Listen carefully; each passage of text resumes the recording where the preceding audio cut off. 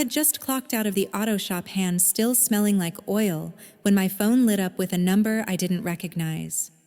"Ma'am," the property manager said, "the water's been shut off at your trailer, because you're the responsible party." I laughed at first. I hadn't lived there in weeks. Then he read the name on the paperwork. Mine. And in that moment, I realized something terrifying in some families. The moment you stop carrying them, they call it abandonment. I grew up fast. Faster than anyone ever stopped to notice. By 24, I was working full-time at an auto shop, squeezing in classes whenever I could, and sending money home every single month. Not because anyone forced me, not with a gun to my head.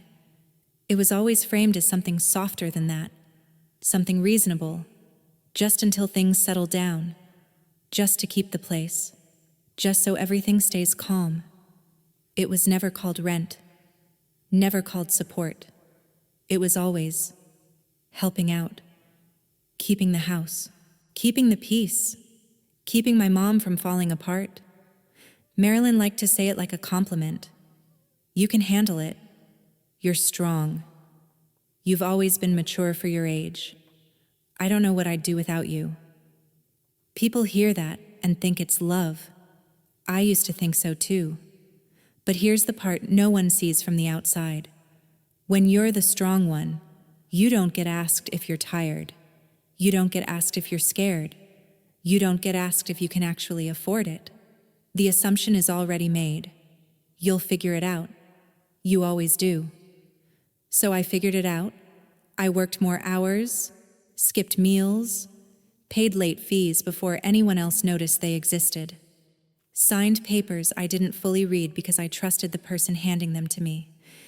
And every time I felt that knot in my stomach, the one that whispered, "This doesn't feel right," I swallowed it. Because silence was cheaper than conflict. Rachel was the only one who ever said it out loud. We were sitting in her car after my shift, the engine off, windows cracked, both of us too tired to move yet. "This isn't you being independent," she said. "This is you being cornered." I laughed it off at first, told her she didn't understand, told her it was just how things worked in my family, that my mom had been through a lot, that I was lucky I could help. Rachel didn't argue. She just looked at me and said, "Emily, independence means you choose. You didn't choose this." That sentence stuck. Not loudly, not all at once. It just lingered. Because she was right about one thing. Every time I tried to slow down, something happened. A fee, a notice, a crisis that couldn't wait. And every time, the same words came back to me. "You're grown. You're capable. You'll manage." It sounds empowering until you realize it only shows up when someone else wants to step back. At home. I learned to read the room before I spoke, to sense when Marilyn was already on edge, to hold my breath instead of asking questions.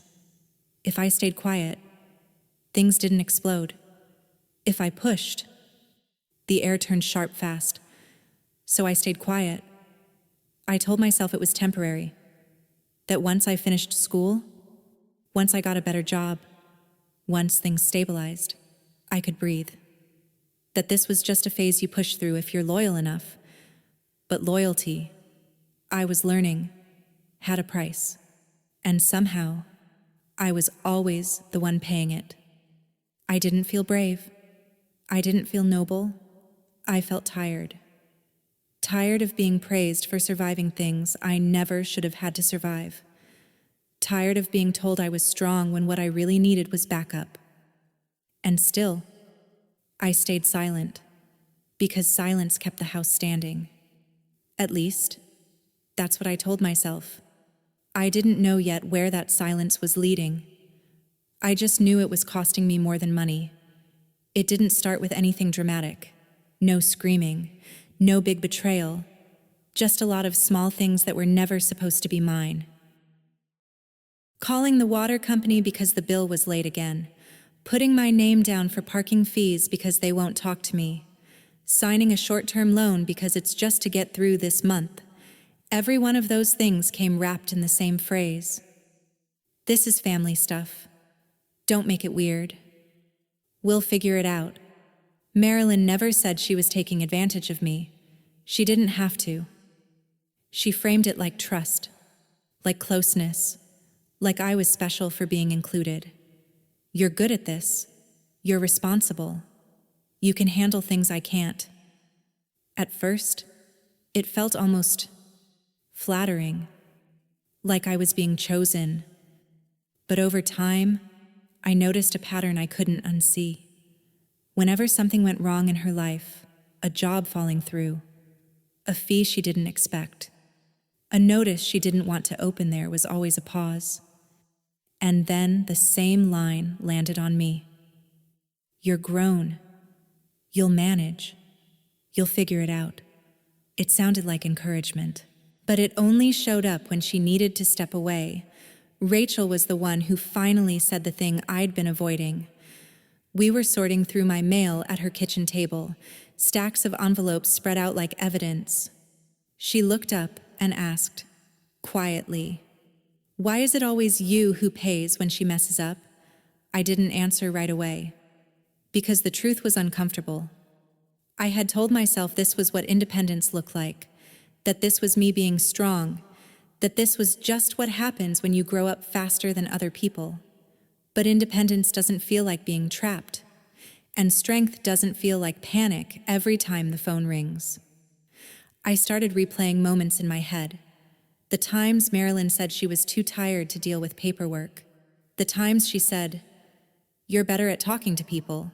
The times she said, "I raised you to be capable," and I realized something painful. Every time she said I was capable, it was because she didn't want to be. Every time she praised my independence, it was because she was backing away. There's a difference no one teaches you how to see. Teaching a child to stand means staying close while they wobble. Abandoning responsibility means stepping back and calling it a lesson. When a parent teaches independence, they share the weight. When they avoid responsibility, they hand you the weight and tell you it's good for you. I wasn't being prepared for life. I was being used as a buffer between Marilyn and her consequences. And the scariest part, I don't think she even saw it that way. I think, in her mind, this was justified. She'd had a hard life. Things hadn't worked out. She believed she deserved some kind of return on what she'd given.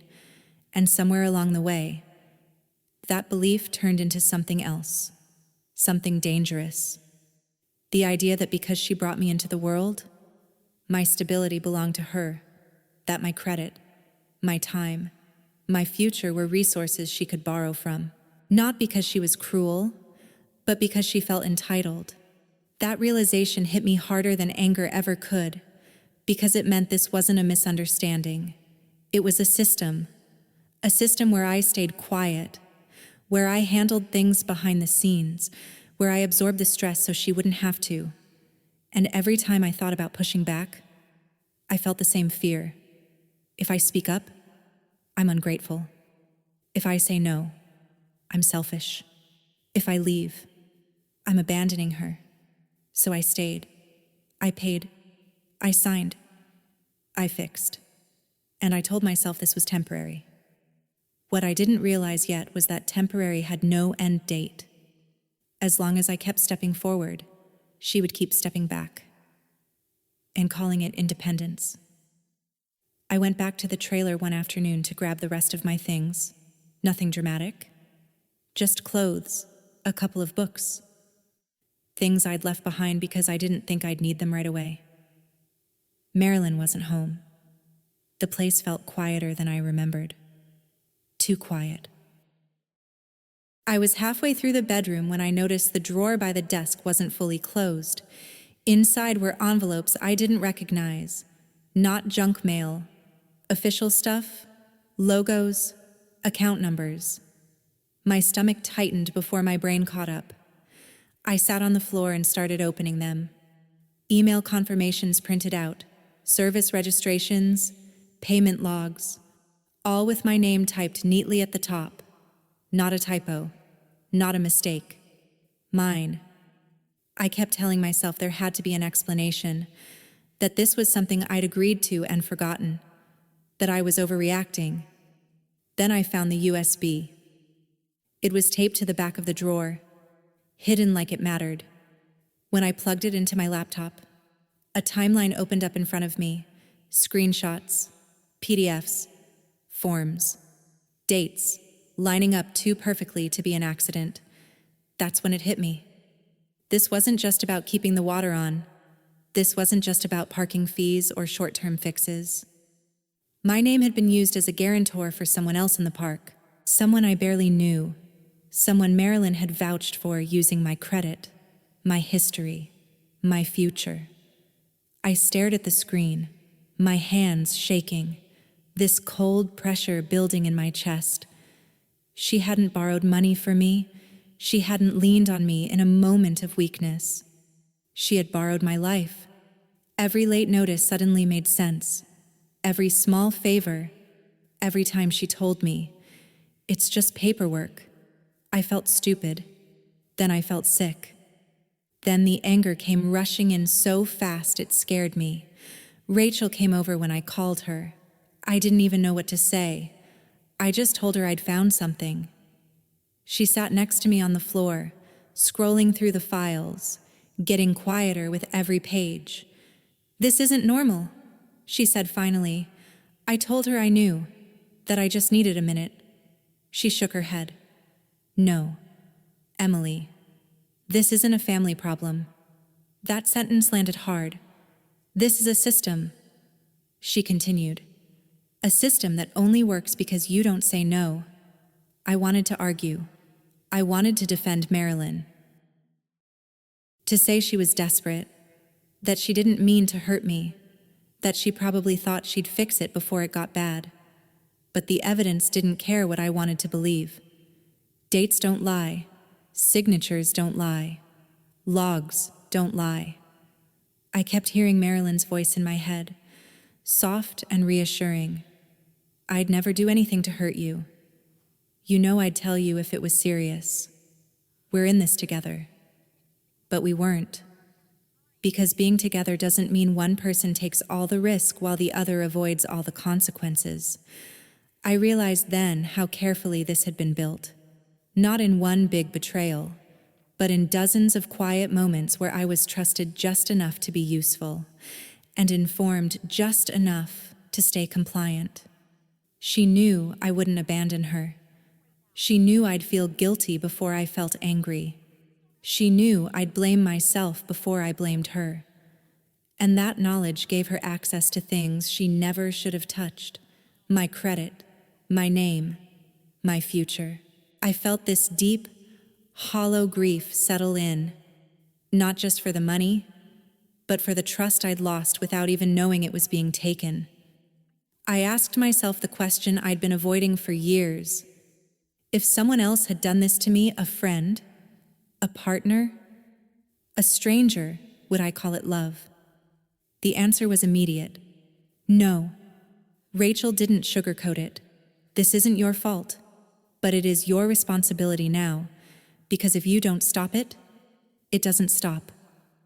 That was the moment everything shifted. Not because I suddenly became brave, but because I finally understood the stakes. As long as I stayed quiet, this would keep happening. As long as I protected her from the consequences, she would keep using me as protection. This wasn't about a home anymore. It wasn't even about money. It was about whether my name belonged to me. And for the first time, I saw the truth clearly enough to touch it. If I didn't step out of this system, it would follow me into every part of my life. And I knew then I couldn't unsee it. I didn't confront her right away. That surprised me, because anger was there hot and bright and begging to be used. I could have marched straight up to Marilyn, thrown the USB on the table, demanded answers. I could have finally said everything I'd been swallowing for years. But I'd lived in that house long enough to know what would happen next. She would cry. She would twist it. She would tell me I was attacking her. And somehow, we'd end up back where we always ended up, me apologizing just to make the air breathable again. So I didn't argue. I did something that felt colder. And honestly, scarier. I got practical. Rachel sat with me while I made a list. Not in some dramatic revenge plan way. Just steps. Like you do when your car breaks down and you don't have the money to mess around. First, I moved my paycheck. I opened a new account Marilyn didn't know about and changed my direct deposit that same night. My hands were shaking as I typed, like I was committing a crime instead of protecting myself. Then I changed every password I could think of. Email, banking, phone carrier, anything that could be used to reset something else. I turned on two-factor authentication like my life depended on it, because it kind of did. Next, I started backing everything up. Every email confirmation, every PDF, every screenshot from that USB. I put copies in two places, one on my laptop, one on a drive Rachel kept at her place. It felt paranoid. It felt dramatic. But the more I looked at the timeline, the more I understood this wasn't one mistake. This was a pattern. And patterns don't stop because you ask nicely. Then I started making calls. Not emotional calls, not please understand me calls. Administrative calls. I called the water company and asked what it would take to remove my name. They asked for documentation. I sent it. I called the park office and asked who had authorized the guarantor paperwork. They gave me a date and a signature line. I matched it to what I had. I called the lender on the small loan I'd found and asked for the full account history. The woman on the phone kept repeating, "Ma'am, are you saying this wasn't you?" And every time I said no, my stomach flipped, because saying no out loud, in a clean, factual way, felt like stepping off a cliff. It wasn't just about money. It was the fear of what no would make me in everyone else's eyes. There's a specific kind of terror that comes with setting boundaries in a family that survives on you having none. It's not the fear of losing them. It's the fear of becoming the villain in their story. I could already hear it. She's ungrateful. She thinks she's better than us. She abandoned her own mother. And the worst part, I knew people would believe it. Not because it was true, but because it was easier. It's easier to believe the young person is cold than to believe the parent is wrong. It's easier to call it family drama than to call it what it is. So I kept my voice steady and my facts cleaner than my feelings. I didn't say, "My mom used me." I said, "I need to dispute an account that was opened without my authorization." I didn't say, "She ruined my life." I said, "I need to remove myself as the responsible party effective immediately." I was learning something in real time. Emotions can be debated. Evidence can't. And each call did something to me. It stripped a layer of guilt off my skin, because guilt is what keeps you stuck. Guilt is the leash that makes you think you deserve what's happening. Every time I asked for a document, every time I requested a record, every time I sent a screenshot, it was like tightening a knot that Marilyn had spent years keeping loose on purpose. Rachel watched me work and said softly, "You're not being cruel.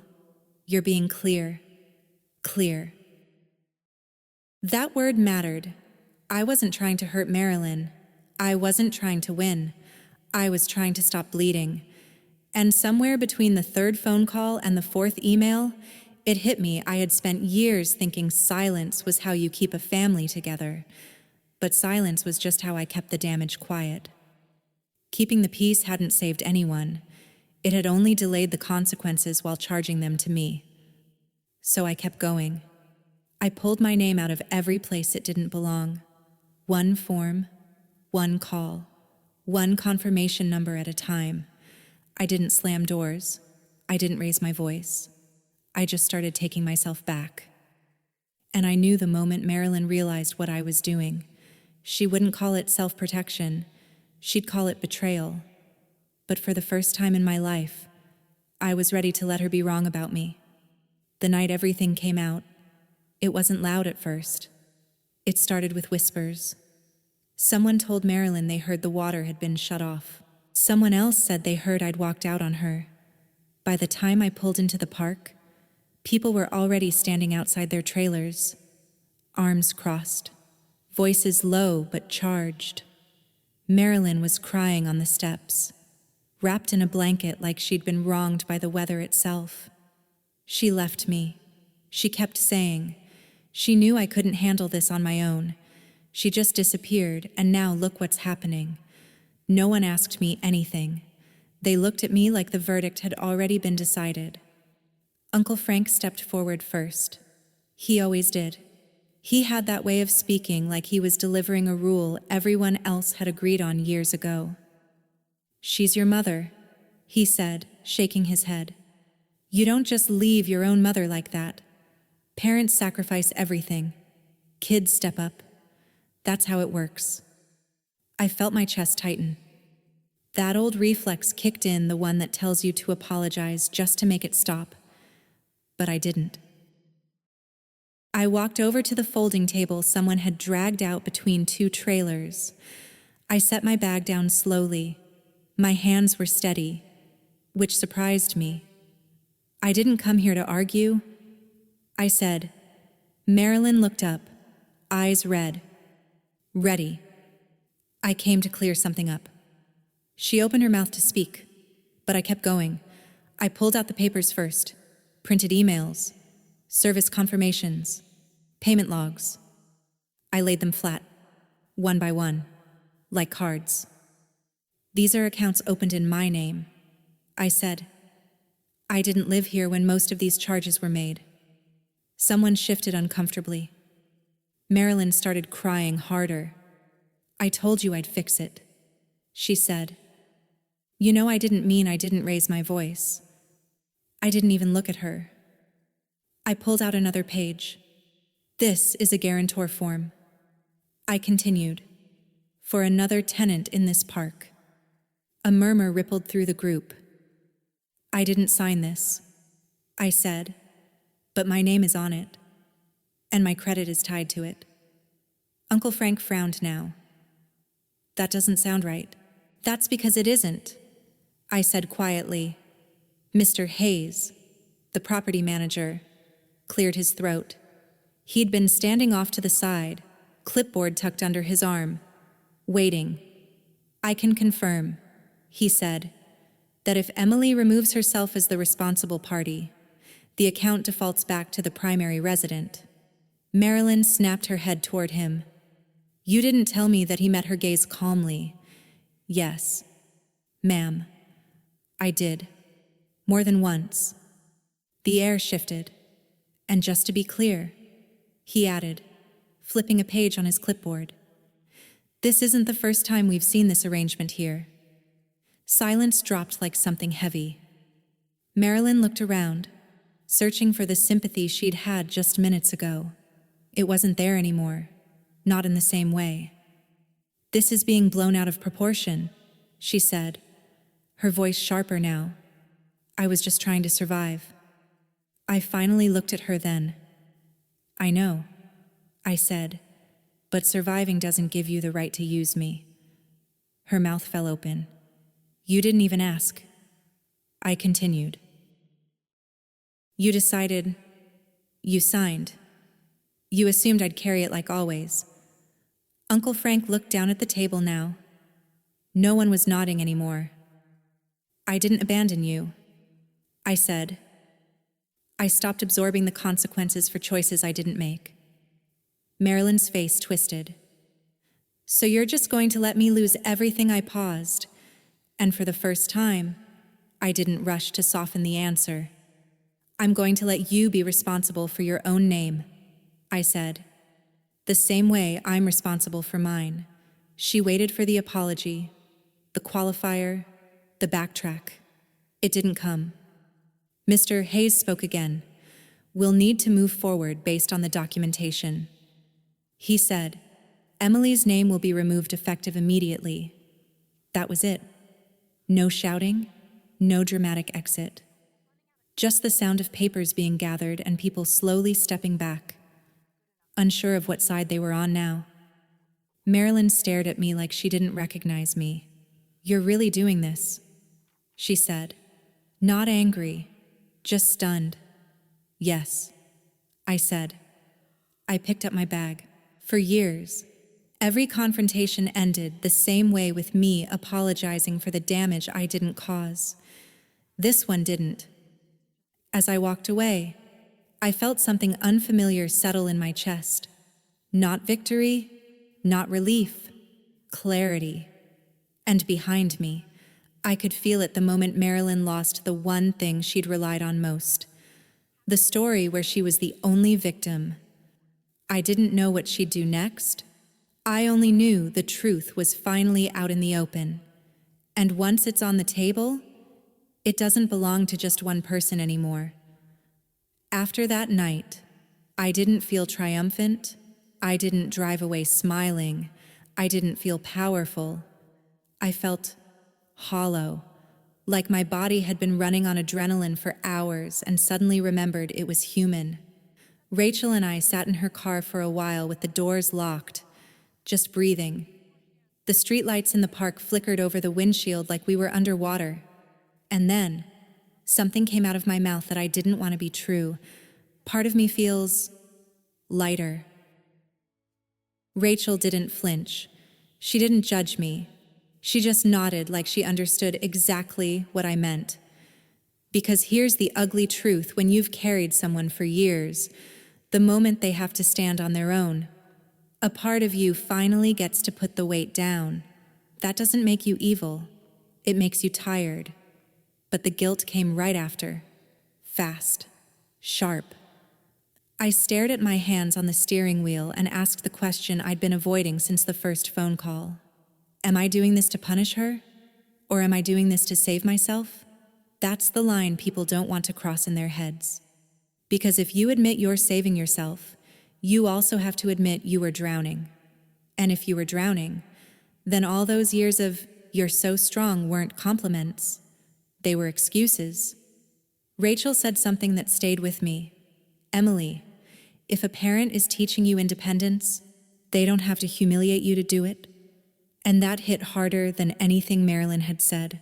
Because when I replayed it all, I realized the difference was never complicated. It was just painful. Real independence comes with support, with guidance, with choices.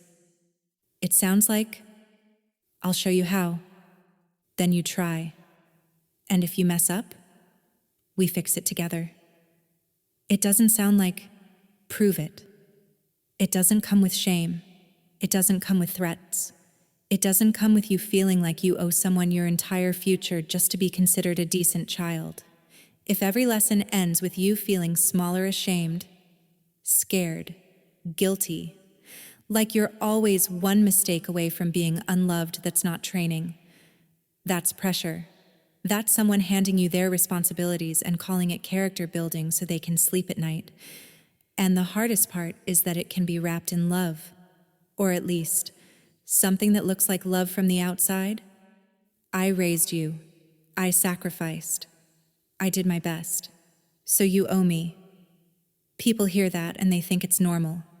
They think it's tradition.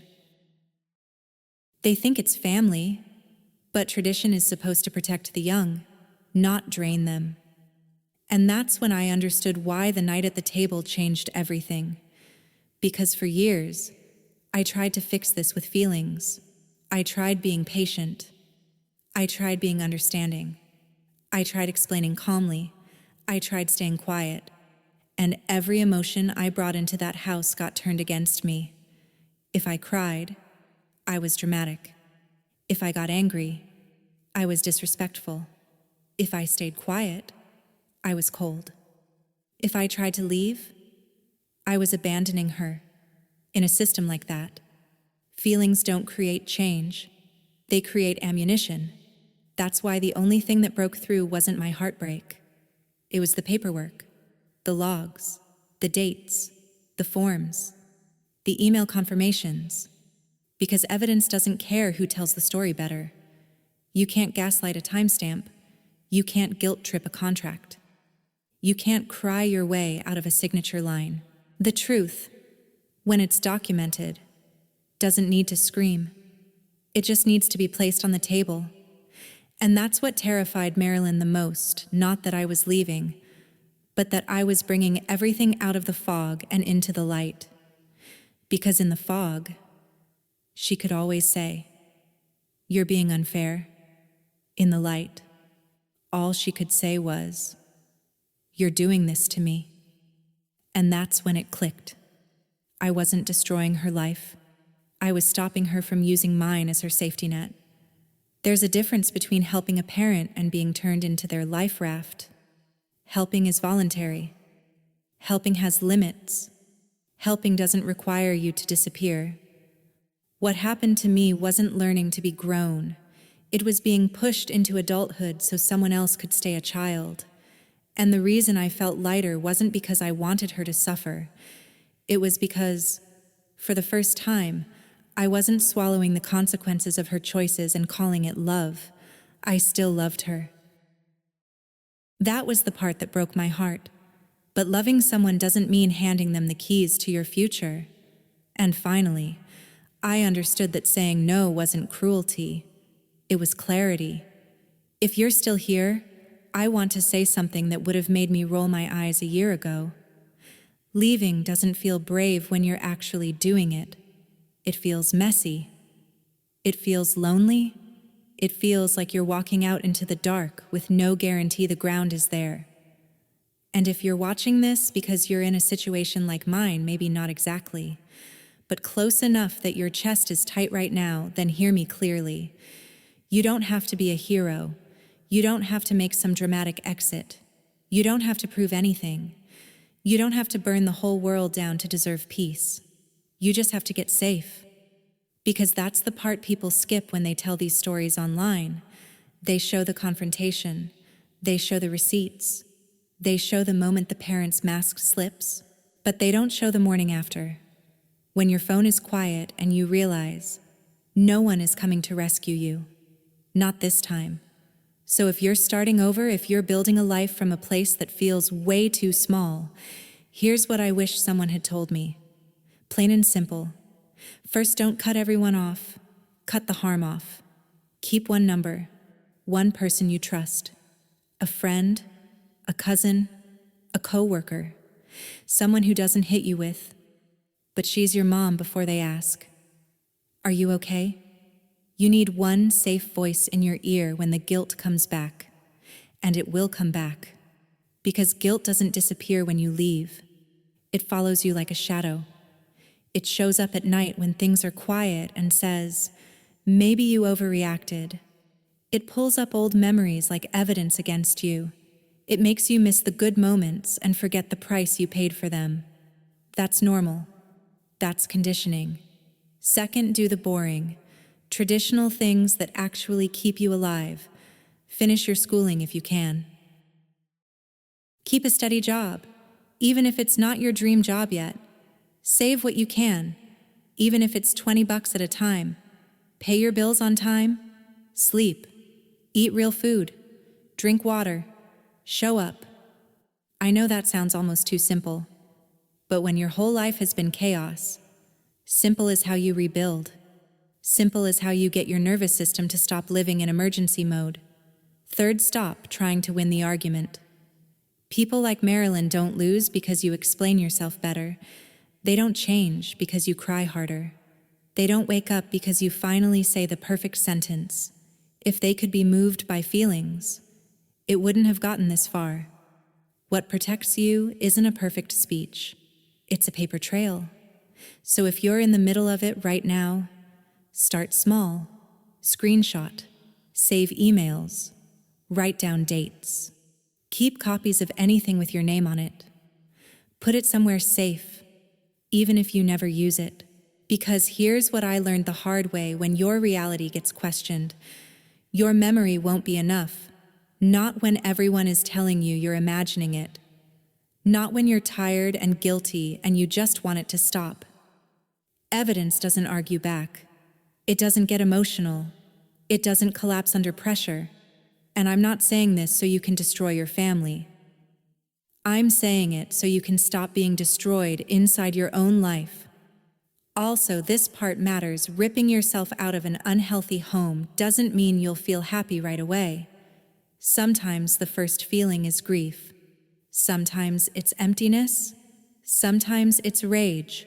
Sometimes it's relief that makes you ashamed. That doesn't mean you made the wrong choice. It means you're finally feeling things you weren't allowed to feel while you were surviving. So no, I didn't end this story with a victory lap. I didn't win. I just stopped signing my name to other people's responsibilities. And if you're standing at the edge of that decision, terrified of what you'll lose, I want you to remember this. Family is not the place you're never allowed to leave. Family, real family, is the place where you don't have to shrink yourself just to stay. Start with one small step. Save one piece of proof. Tell one safe person the truth. You don't have to be a hero. You just have to be safe.